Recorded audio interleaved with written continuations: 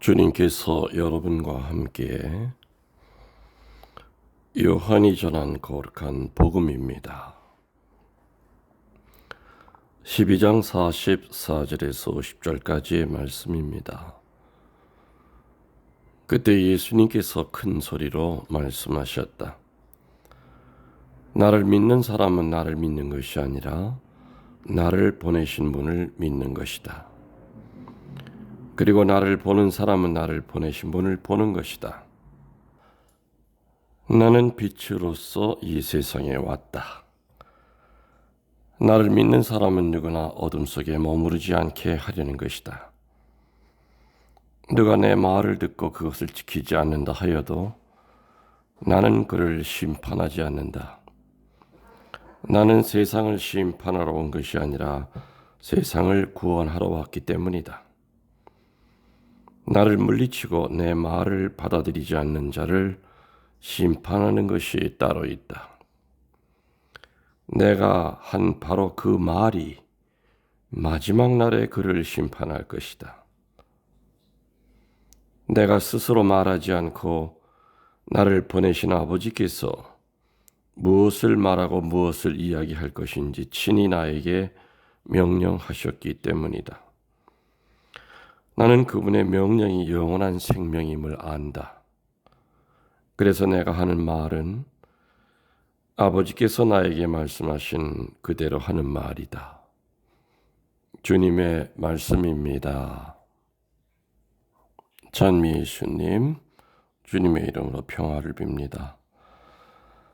여러분들 참 오래간만입니다. 지난 월요일부터 조금 몸이 이상해지고 목이 아프고 그래서 목요일 날 대구에 내려가서는 아마 이제껏 강의한 것 중에서 그렇게 힘들었던 적이 없었던 것 같습니다.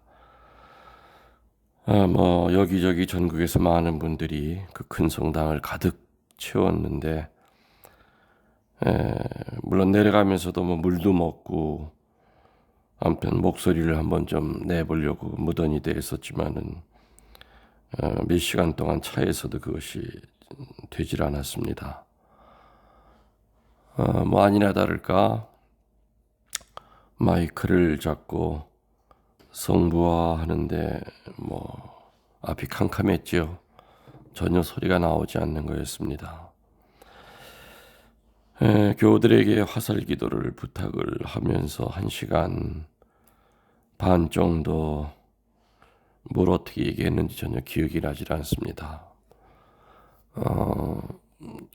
그야말로 약기운에 정신은 멍하니 있고, 귀도 마치 높은 산에 올라간 것처럼 먹먹하고,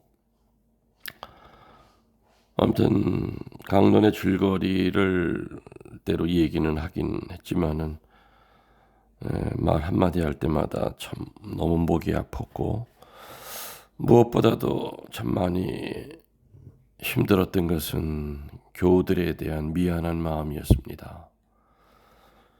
참 어렵게들 버스를 대절해서 여기까지 왔는데 대구까지 건강한 목소리를 들려주지 못한 거, 또 지난번에 내려간 게 대구 교구 군정후원회 설립 50주년 기념 행사로 제가 1시부터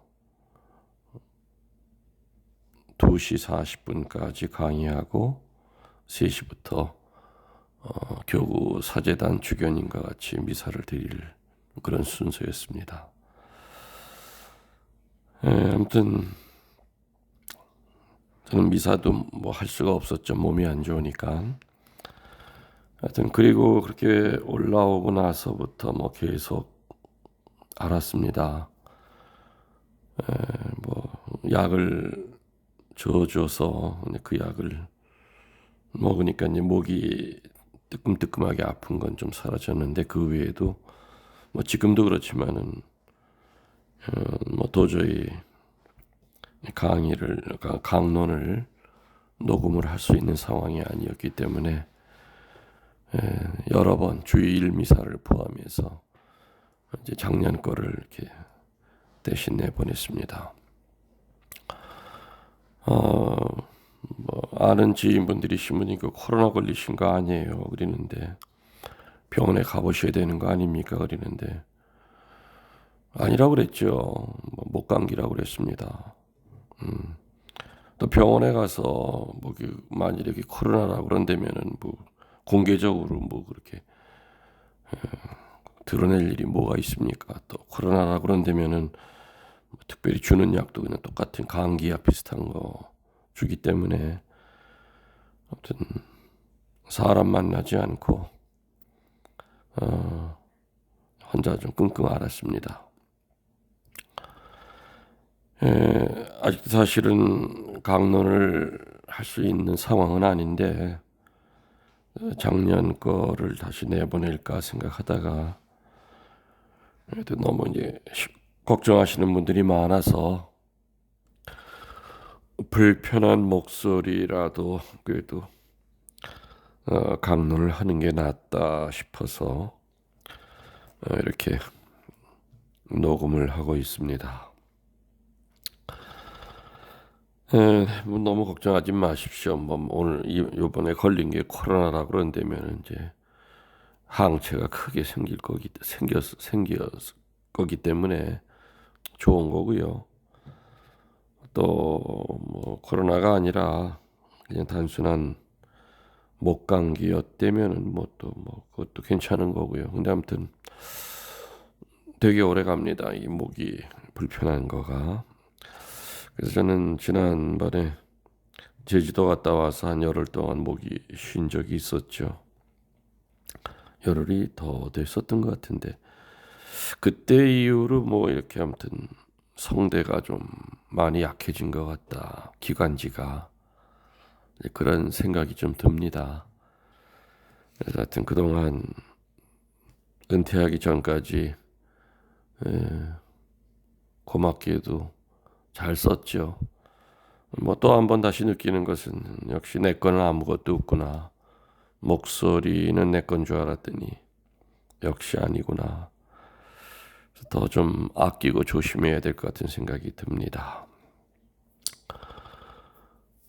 오늘 복음에서 예수님은 나를 믿는 사람은 나뿐만 아니라 나를 보내신 분까지도 믿는 것이고 나를 배척하고 내 말을 받아들이지 않는 사람을 단죄하는 것이 따로 있다. 내가 한 바로 그 말이 세상 끝날에 그를 단죄할 것이다 라고 얘기하시죠. 섬찟하고 무서운 얘기입니다.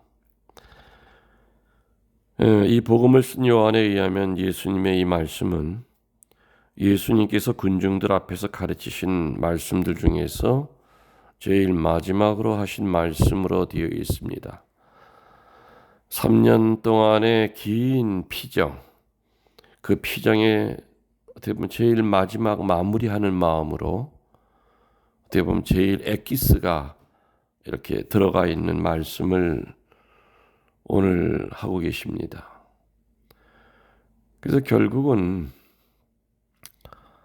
하느님을 믿는 자들에게 제일 기초가 되는 진리는 뭔가?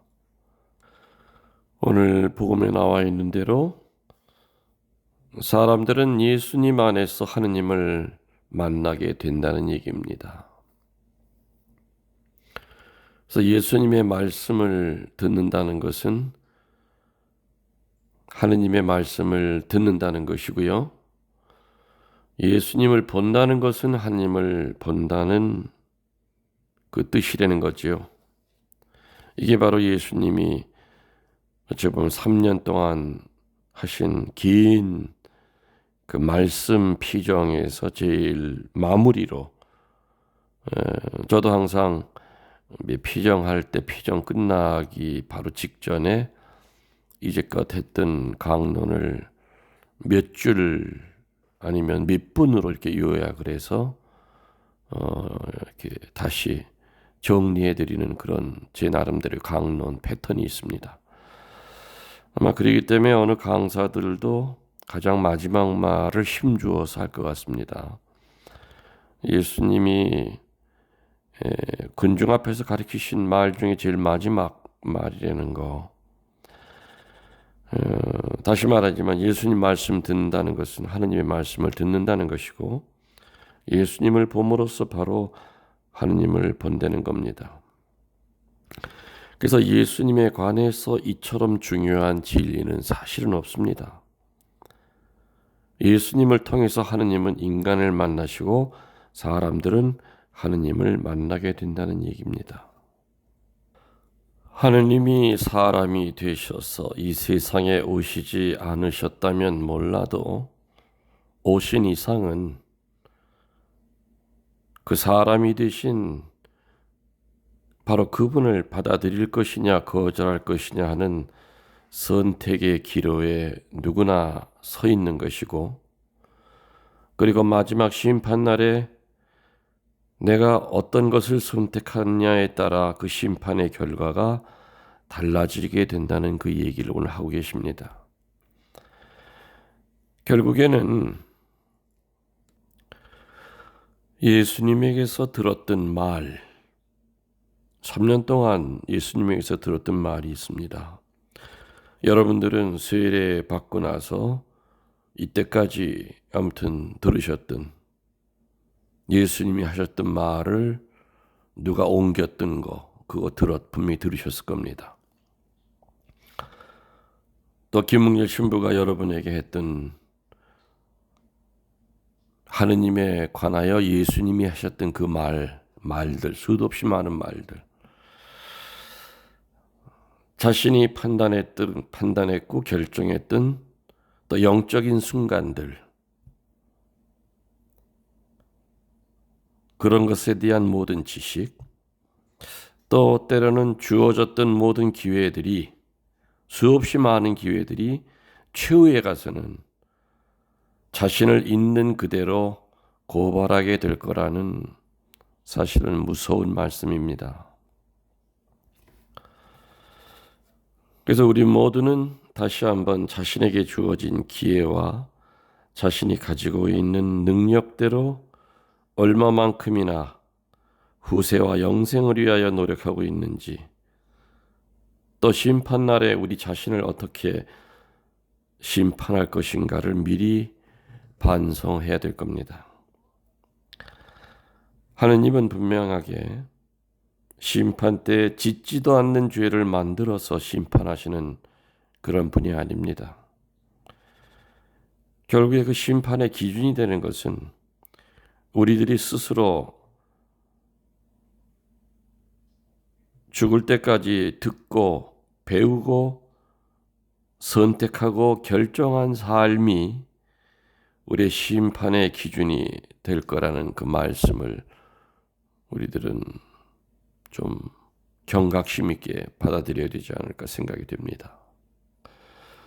여러분들, 누군가에 대해서 좀 잘 알고 싶을 때 어떻게 하십니까? 예를 들어서 어느 신부님에 대하여 잘 알고 싶을 때 어떻게 하십니까? 검색하겠죠. 그러면은 그 신부님의 이름을 치면 관련된 내용이 쭉 뜹니다. 그분이 하신 일이 많거나 여러 가지로 소위 네임 밸류가 이렇게 클수록, 대중적일수록 분명히 검색하는 그 분량이 많아질 겁니다. 그래서 그 검색을 통해서 이분이 어떤 분이구나 하는 것을 대략 우리들이 압니다. 그래서 그분의 강의에 대하여 찾아서 듣게 되고요. 또 이 양반이 쓰신 책이 뭐가 있는가도 한번 찾아볼 수도 있고요. 또 그 사제에 대하여 증언하는 다른 사람의 이야기도 귀 기울여 듣습니다. 그래서 요즘은 그런 거를 통하여 어느 사제에 대한 것을 이렇게 알게 됩니다. 근데 마찬가지로 여러분들, 하느님에 대하여 정말 알고 싶을 때 어떻게 하십니까? 하느님에 대하여 알고 싶을 때 그 하느님을 정말 자세히 그리고 정직하게 알려주시는 분이 있다면 되게 고맙겠지요. 그래서 어떤 분을 통하여 하느님에 대하여 설명을 듣고 난 다음에 하느님은 바로 이런 분이셨구나. 그리고 이런 분, 내가 그분을 살아생전에는 볼 수 없다 하더라도 정말 이분의 가르침대로 내가 살아야 되겠다 하는 그런 결심을 하게 될 겁니다. 하느님에 대하여 누군가가 설명을 잘해주는 사람이 있다면 참으로 고마운 존재일 수밖에 없습니다. 사제들은 그런 위치에 있는 사람들이죠. 그래서 일단 사람이 되신 예수님이 당신 아버지에 대하여, 하느님에 대하여 설명을 잘해 주셨습니다. 그리고 그것을 가지고 사제들은 시간과 공간을 초월하여 여전히 현재형으로 머무시는 그 하느님의 목소리를 대신 신자들에게 들려주는 겁니다. 그래서 예수님이 얼마나 고마우신 분이십니까? 하느님에 대하여 얘기해 주셨으니까요. 구약 사람들은 하느님에 대해서 반밖에 몰랐습니다. 어느 한쪽만을 알았을 뿐이지만 삼위일체이신 그 하느님 중에 성자가 이 세상에 내려오셔서 당신 자신에 대하여 설명하고 또 성자, 성령의 성부, 성장의 성령에 대하여도 설명을 해주셨으니 얼마나 궁금하던 것이 풀렸습니까? 하느님에 대하여 설명하신 그 3년 동안에 그 말씀의 마지막 종지부를 찍는 말이 바로 오늘 복음이라는 겁니다. 예수님 안에서 하느님을 만나야 된다는 겁니다. 그래서 예수님 말씀을 듣는다는 게 하느님 말씀을 듣는다는 것이고 예수님을 본다는 것이 하느님을 본다는 뜻이죠. 그래서 결국에는 심판날에 내가 무엇을 선택했느냐에 따라서 내 심판의 결과가 달라지게 된다는 겁니다. 우리들이 세례받는 그날부터 듣고 배우고 선택하고 결심했던 그 예수님의 그 가르침을 얼마나 열매를 맺고 살았느냐 하는 것이 내 심판의 기준이 될 거라는 이 뼈 아프게 찰진 말씀, 헛되이 듣지 말고 정말 듣고 배운 거, 그리고 내가 선택한 거, 또 결정한 삶이 창세기 말씀대로 그분 보시기에 좋더라 하는 그 말씀으로 심판 때 그 목소리를 우리들이 들을 수 있도록 열심히 노력합시다. 여러분들, 영혼의 영혼을 더해서 사랑합니다.